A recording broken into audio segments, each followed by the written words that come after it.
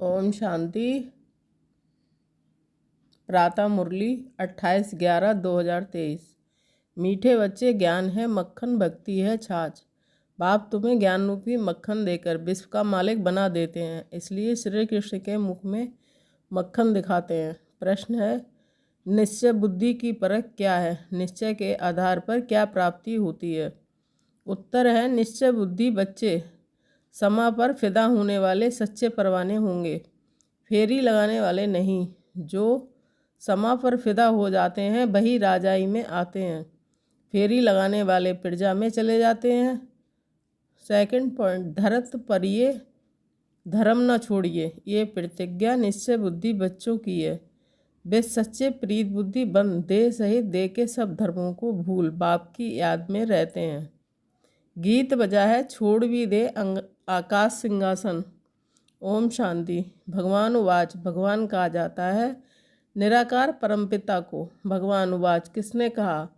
उस निराकार परमपिता परमात्मा ने। निराकार बाप निराकार आत्माओं को बैठ समझाते हैं। निराकार आत्मा इस शरीर रूपी कर्मेंद्रियों से सुनती है। आत्मा को ना मेल ना फीमेल कहा जाता है, उनको आत्मा ही कहा जाता है। आत्मा स्वयं इन आर्गन्स द्वारा कहती है कि मैं एक शरीर छोड़ दूसरा लेती हूँ। जो भी मनुष्य मात्र हैं वह सब ब्रदर्स हैं। जब निराकार परमपिता परमात्मा की संतान है तो आपस में सब भाई भाई हैं। जब प्रजापिता ब्रह्मा की संतान है तो भाई बहन है। ये हमेशा सबको समझाते रहो। भगवान रक्षक है, भक्तों को भक्ति का फल देने वाला है। बाप समझाते हैं, सर्व का सद्गति दाता एक मैं हूँ, सर्व का शिक्षक बन श्रीमत देता हूँ और फिर सर्व का सतगुरु भी हूँ। उनको कोई बाप टीचर गुरु नहीं है, वही बाप प्राचीन भारत का राजयोग सिखलाने वाला है। श्री कृष्ण नहीं है, श्री कृष्ण को बाप नहीं कह सकते। उनको दैवी घुड़दारी स्वर्ग का प्रिंस कहा जाता है। पतित पावन सद्गति दाता एक को ही कहा जाता है। अभी सब दुखी पापात्मा भ्रष्टाचारी हैं। भारतीय सतयुग में देवी श्रेष्ठाचारी था, फिर वह भ्रष्टाचारी आवसरी राज होता है। सब कहते हैं पतित पावन आओ आकर रामराज स्थापन करो, तो अब रावण राज है। रावण को जलाते भी हैं, लेकिन रावण को कोई भी विद्वान आचार्य पंडित नहीं जानते। सतयुग से त्रेता तक रामराज, द्वापर से कलयुग तक रावण राज। ब्रह्मा का दिन सो ब्रह्मा कुमार कुमारियों का दिन, ब्रह्मा की रात सो भी बीके की रात। अभी रात पूरी हो, दिन आना है। गाया हुआ है विनाश काले विपरीत बुद्धि। 3 सेनाएं भी हैं। परमपिता को कहा जाता है beloved most God father, ocean of knowledge. तो जरूर नॉलेज देते होंगे ना। सृष्टि का चेतन बीज रूप है, सुप्रीम सोल है, अर्थात ऊंच से ऊंच भगवान है। ऐसे नहीं कि सर्वव्यापी है। सर्वव्यापी कहना ये तो बाप को डिफेम करना है। बाप कहते हैं गिलानी करते करते धर्म गिलानी हो गई है। भारत कंगाल भ्रष्टाचारी बन गया है। ऐसे समय पर ही मुझे आना पड़ता है। भारत ही मेरा बर्थ प्लेस है। सोमनाथ का मंदिर, शिव का मंदिर भी यहाँ है। मैं अपने बर्थ प्लेस को ही स्वर्ग बनाता हूँ। फिर रावण नरक बनाता है, अर्थात रावण की मत पर चल नरकवासी आसुरी संप्रदाय बन पड़ते हैं। फिर उन्हों को बदलकर मैं देवी संप्रदाय श्रेष्ठाचारी बनाता हूँ। ये विषय सागर है, वह है क्षीर सागर। वहाँ घी की नदियाँ बहती हैं। सतयुग त्रेता में भारत सदा सुखी साल्वेंट था, हीरे जवाहरों के महल थे। अभी तो भारत 100% इनसॉल्वेंट है। मैं ही आकर 100% सॉल्वेंट श्रेष्ठाचारी बनाता हूँ। अब तो ऐसे भ्रष्टाचारी बन गए हैं जो अपने देवी धर्म को भूल गए हैं। बाप बैठ समझाते हैं कि भक्ति मार्ग है छाछ, ज्ञान मार्ग है मक्खन। श्री कृष्ण के मुख में मक्खन दिखलाते हैं, यानी विश्व का राज था। लक्ष्मी नारायण विश्व के मालिक थे। बाप ही आकर बेहद का वर्षा देते हैं, अर्थात विश्व का मालिक बनाते हैं। कहते हैं मैं विश्व का मालिक नहीं बनता हूँ। अगर मालिक बनूँ तो फिर से हार भी खानी पड़े। माया से हार तुम खाते हो, फिर जीत भी तुमको पानी है। ये 5 विकारों में फंसे हुए हैं। अभी मैं तुमको मंदिर से रहने लायक बनाता हूँ। सतयुग बड़ा मंदिर है, उसको शिवालय कहा जाता है, शिव का स्थापन किया हुआ है। कलयुग को वैशालय कहा जाता है, सब भिखारी हैं। अब बाप कहते हैं, देह के धर्म छोड़ अपने को आत्मा समझ, मुझ बाप को याद करो। तुम बच्चों की अब बाप से प्रीत है, तुम और कोई को याद नहीं करते हो। तुम हो विनाशकाले प्रीत बुद्धि। तुम जानते हो कि श्री श्री 108 परम पिता परमात्मा को ही कहा जाता है।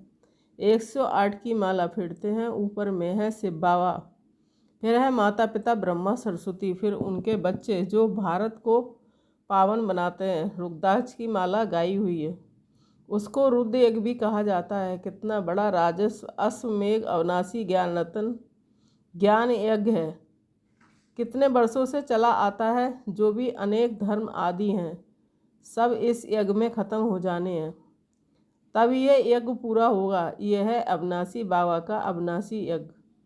सब सामग्री इसमें सुहा हो जानी है। पूछते हैं विनाश कब होगा? अरे जो स्थापना करते हैं उनको ही फिर पालना करनी होती है। यह है शिव बाबा का रथ।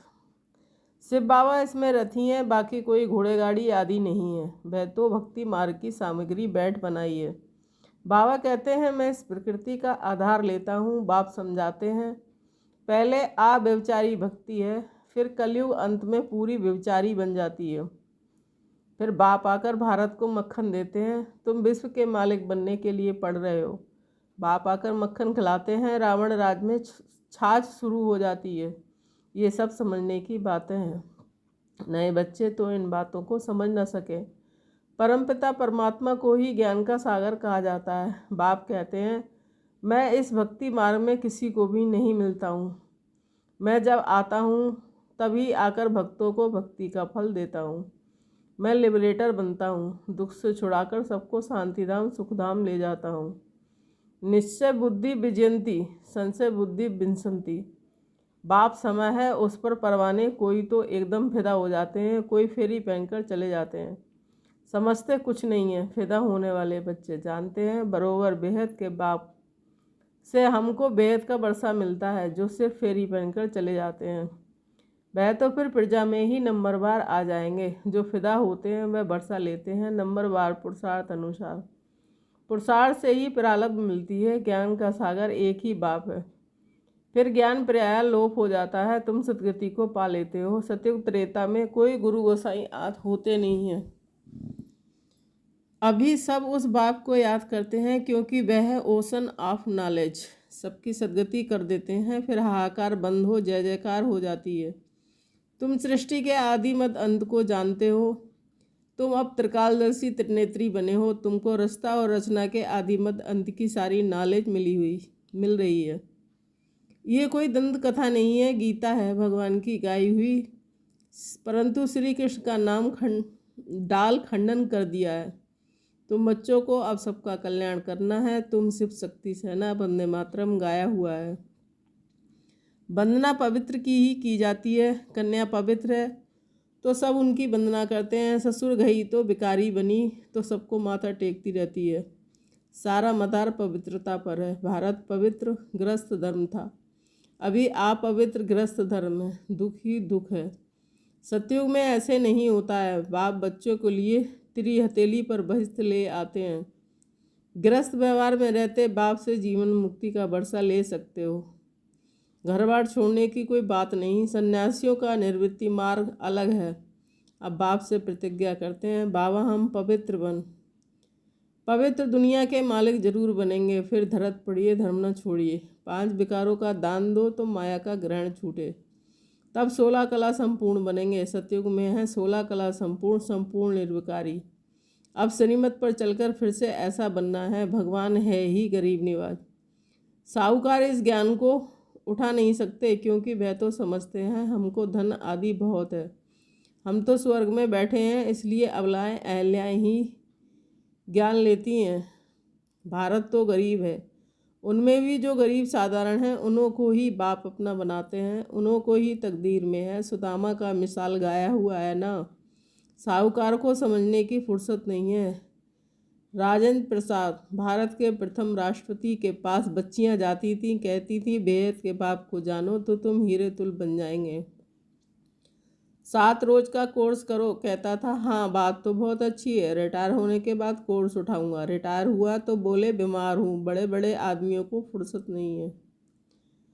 पहले जब 7 रोज का कोर्स पूरा करें तब नारायणी नशा चढ़े। ऐसे थोड़े ही रंग चढ़ेगा। 7 रोज के बाद पता चलता है ये लायक है व नहीं है।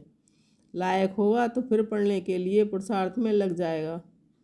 जब तक भट्टी में पक्का रंग नहीं लगा है तब तक बाहर जाने से रंग ही उड़ जाता है। इसलिए पहले पक्का रंग चढ़ाना है। अच्छा, मीठे मीठे सिकील दे बच्चों के प्रति माता पिता बाप दादा का याद प्यार गुड मॉर्निंग।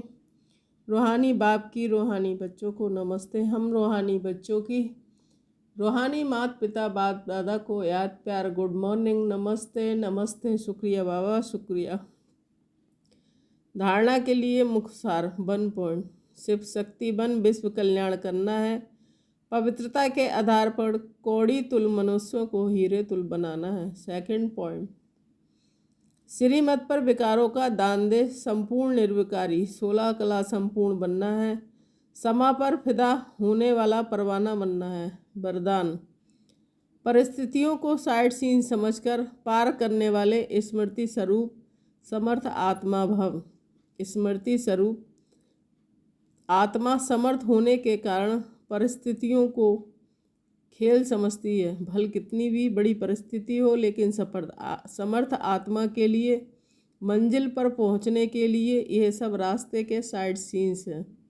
लोग तो खर्चा करके भी साइड सीन्स देखने जाते हैं, तो स्मृति स्वरूप समर्थ आत्मा के लिए परिस्थिति कहो, पेपर कहो, विघ्न कहो, सब साइड सीन्स हैं। और स्मृति में है कि ये मंजिल के साइड सीन्स अनगिनत बार पार की है। Nothing new. स्लोगन, दूसरे की कनेक्शन करने के बजाय बाप से कनेक्शन जोड़ लो तो वरदानों की अनुभूति होती रहेगी। मातृश्री जी के मधुर वाक्य, सिर्फ ओम के शब्द के उच्चारण से कोई फायदा नहीं। ओम रटो माना ओम जपो। जिस समय हम ओम शब्द कहते हैं तो ओम कहने का मतलब ये नहीं कि ओम शब्द का उच्चारण करना है।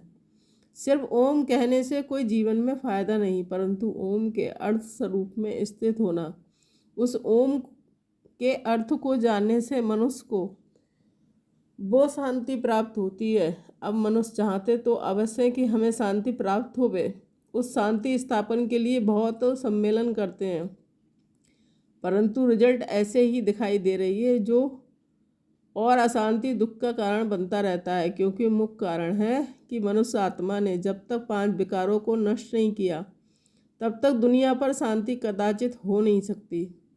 तो पहले हर एक मनुष्य को अपने 5 विकारों को बस में करना है और अपनी आत्मा की डोर परमात्मा के साथ जोड़नी है, तब शांति स्थापन होगी। मनुष्य अपने आप से पूछे, मैंने अपने 5 विकारों को नष्ट किया है, उन्हों को जीतने का प्रयत्न किया है। अगर कोई पूछे तो हम अपने 5 विकारों को बस कैसे करें, तो उन्हों को ये तरीका बताया जाता है कि पहले उन्हों को ज्ञान और योग का बास धूप लगाओ और साथ में परम पिता परमात्मा के महावाक्य हैं, मेरे साथ बुद्धि लगाए, मेरे बल को लेकर मुझे सर्वशक्तिमान प्रभु को याद करने से विकार हटते रहेंगे। अब इतनी चाहिए साधना जो खुद परमात्मा आकर हमें सिखाता है। अच्छा, Om Shanti. Thank you Baba.